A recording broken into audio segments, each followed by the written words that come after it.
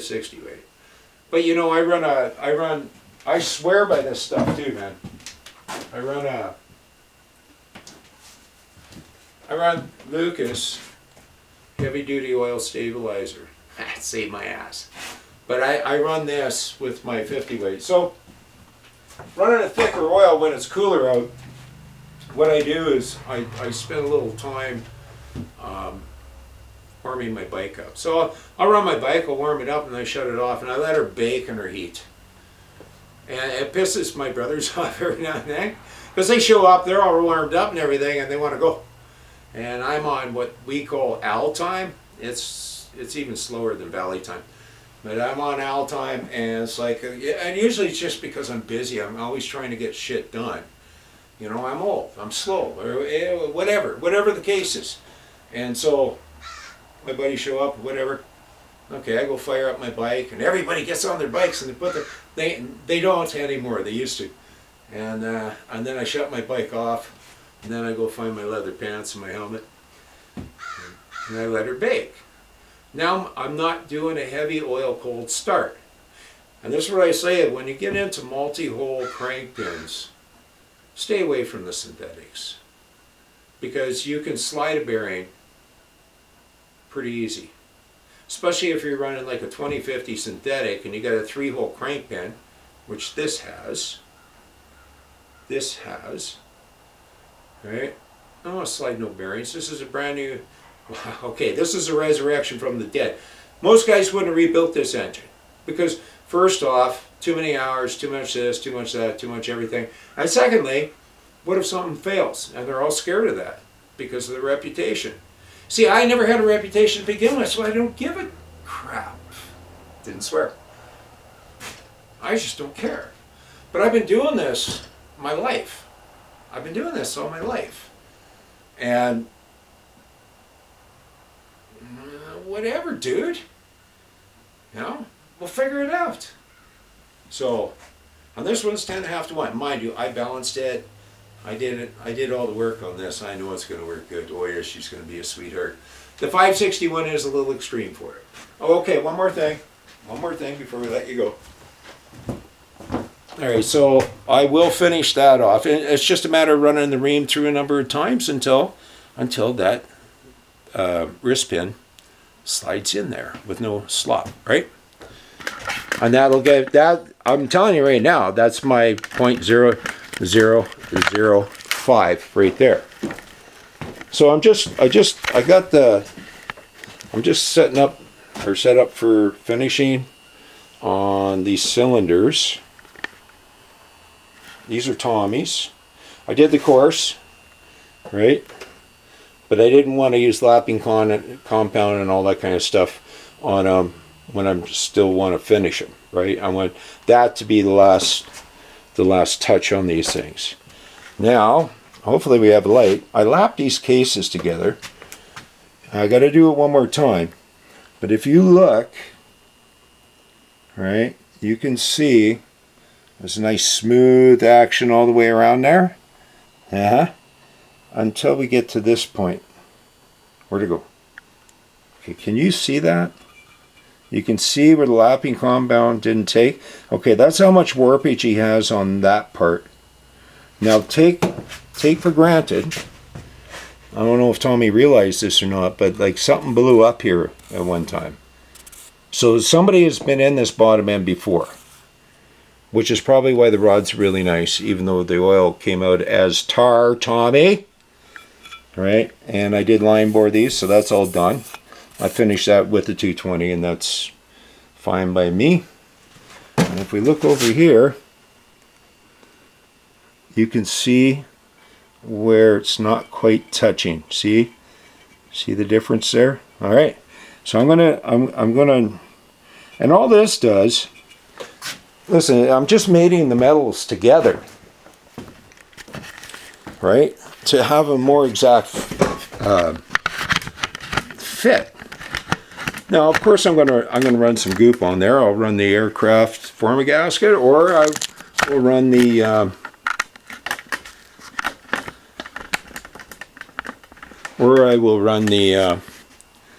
Loctite 515. it is what it is.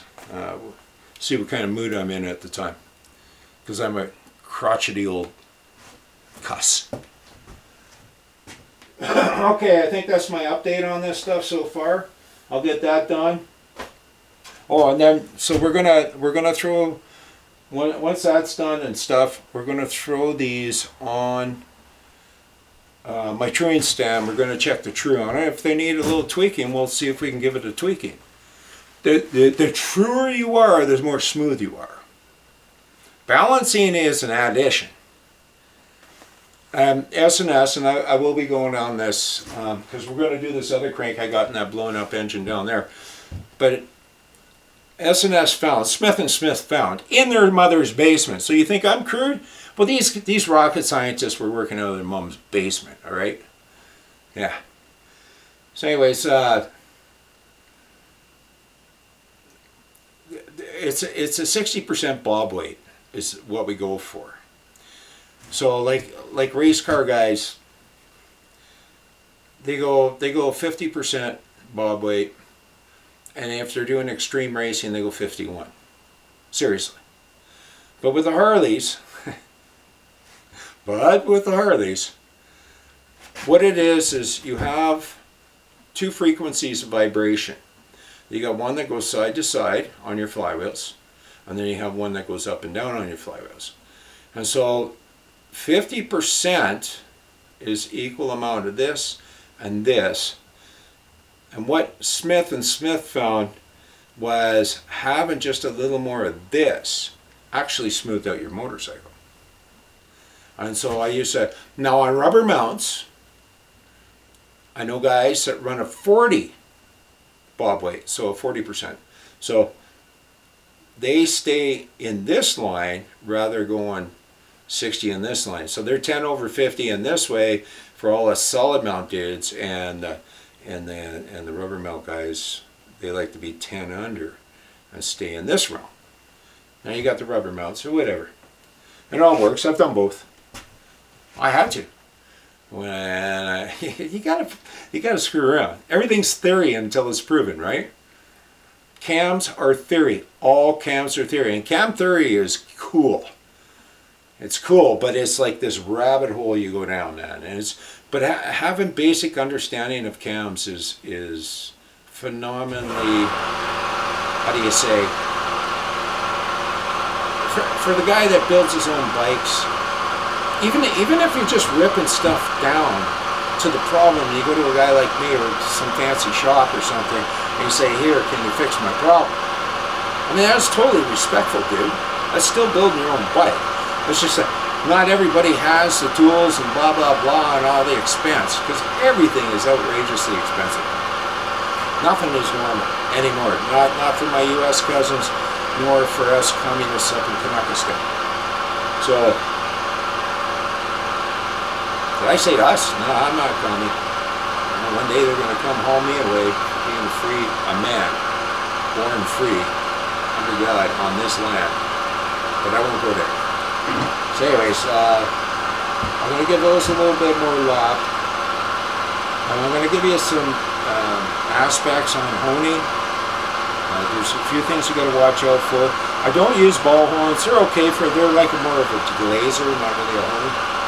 And many times, a bunch of bikers, we just want to ride our bikes. So we got kids to feed, we got this and that, and so a lot of times, if our taper isn't too bad, like Tommy's was 2.5, that was so close to 3, I didn't even want to fake it with him.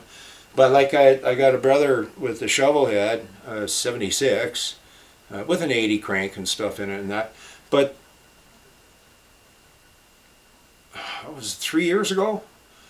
What I did on his top end was, his leak down was, his heads, everything was, that thing was silicone together too. I couldn't believe it. I just, man, my heart is hurting seeing this crap these days. But, so what I did was, his bore was decent, he had a little bit of scoring there, nothing too serious. So what I did was I honed it out and I put oversized rings in. My son runs a 4 5/8 mini stroker shovel head 81FX.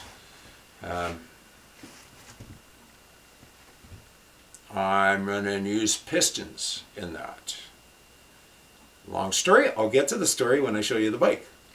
But he's loving it, man. He's rocking and rolling on that. Oh yeah, nice.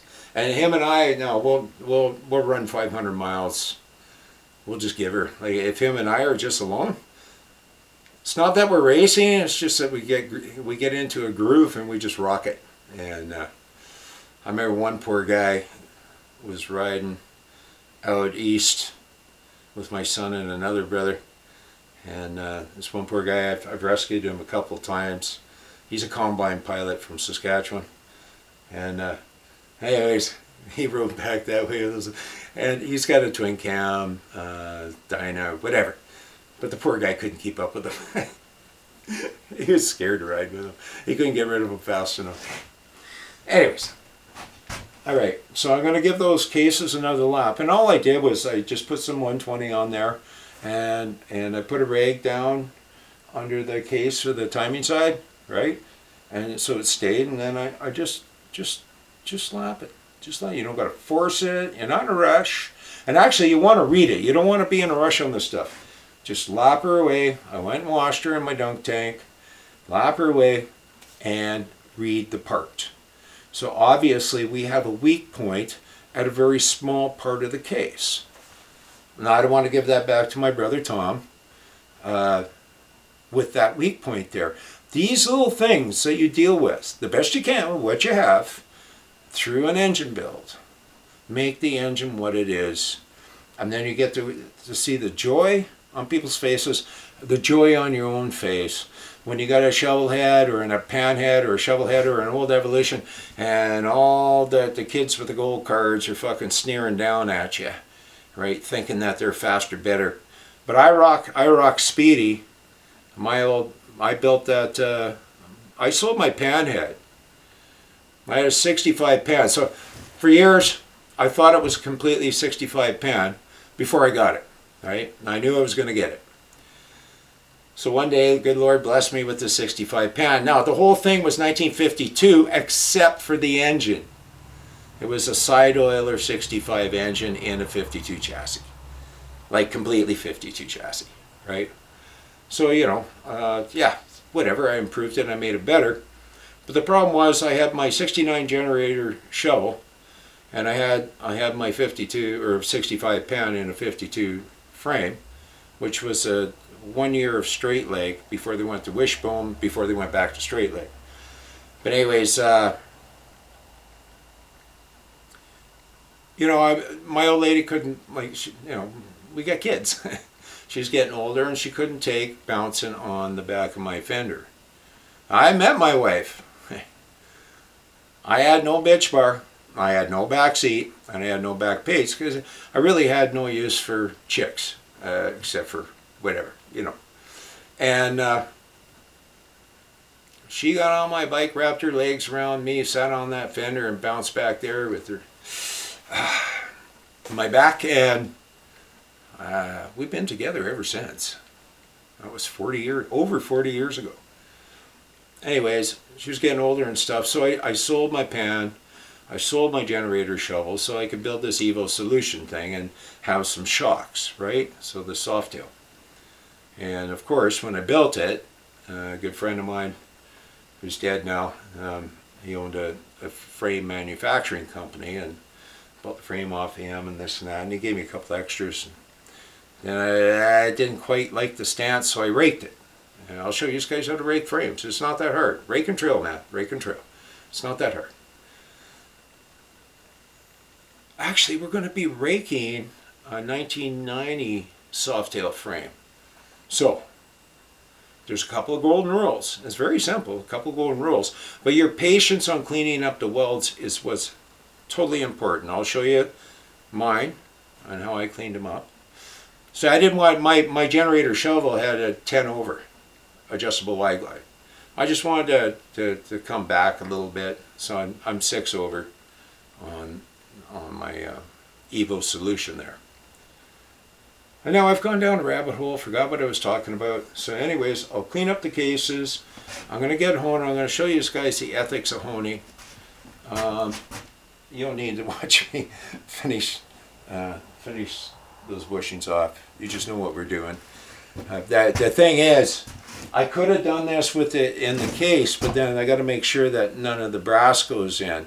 So that jig I got two of them. I got one out in my dirty room, and it's mounted to a table, and I put if I got the rods apart and the crank apart, I just put the rod through and I get it all squared up, and then I go this way, right? But in this case, we're not taking the crank apart, so I did it on that. Without putting too much side pressure or any of that crap on there. And like I say, honing, you got to keep it down, 250 RPM or less, right? So honing cylinders, I got to make sure that I stay under 250 RPM. Otherwise, you just wear stones, glazed cylinders. It's just a mess. You can wet hone, you can dry hone. I like to dry hone. I have a thing in my dirty room for wet honing. When I was doing spruce, like you know, when S&S they finish, their finish owns are like 280, right? 280 to 320 if you buy an S&S engine off the shelf, whereas the spoof they finished at 500. I do have 500 grit stones, and I will wet hone that 500 grit. Mind you, Alan told me, Al, you don't have to go 500 grit. It's just what they did back in the factory when they used to make those wonderful, wonderful big bore kits that they don't make anymore. The pistons they got. And I was just, oh, it's one of my favorite guys, Mr. Spoof. I got some Spoof stuff here. We're going to build one. We're going to build a 105 inch. We're going to take Speedy, my old scooter, and we're going to build a 105 inch. How does that sound? Yeah, we'll do that. All right. Cheers, man. God bless you all.